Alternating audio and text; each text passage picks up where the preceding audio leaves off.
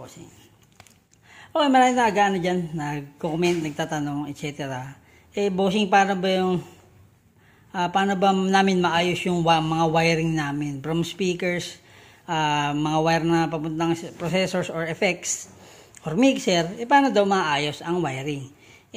Ang kasagutan po dyan, kumbaga, halimbawa, nakasalpak na lahat ng mga wiring ninyo at fix na yan. Yung may makikita kayong sobrang haba, ayan, lalagyan nyo ng wiring o kaya goma para at least hindi siya masyadong kalatig na. Tingnan nyo itong wiring ko. Ang daling i-recognize kung saan siya, di ba? Although wala naman talagang marami pang connection to, unlike yung setup natin before. So, ganyan lang. Hindi siya magulo. Talagang dapat lang alam nyo kung saan ikakabit at kung saan maluwag yung mga wire. Di ba sabi ko, dapat hindi yan, dapat walang pressure. Tapos dito, babaw na mixer, yung PL, input ko yan. And then yung aux sa papunta ng amp yan. Tapos itong auxiliary papunta sa power amp. Ganoon lang kasimple. Tapos kung may speak on yung terminal lang speaker, terminal amp nyo, speak on nyo para malinis. Sa mga speaker naman, kung merong hindi, kaya naman talaga yung mga banana plug. Maganda mag-banana plug kayo para hindi hassle pagkabit, pagkalas, diba?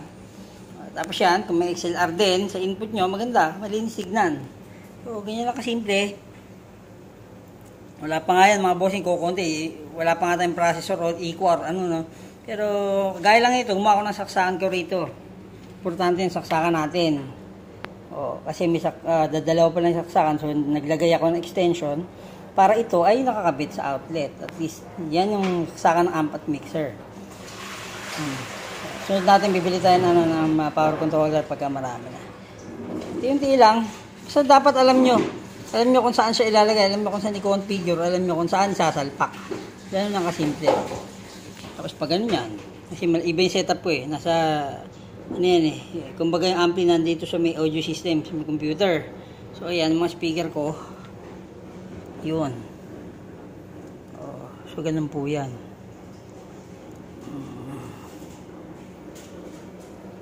Siya lang dapat natatakbo ng wiring kasi kung marami, mahirap po mag-configure pagka maraming wiring. At isa pa, masasagi-sagi nyo kung tawirin, Kasi dito ko sinet-up yan para hindi nakapatayo tayo. Kaya mga bossing, ganyan lang kasimple.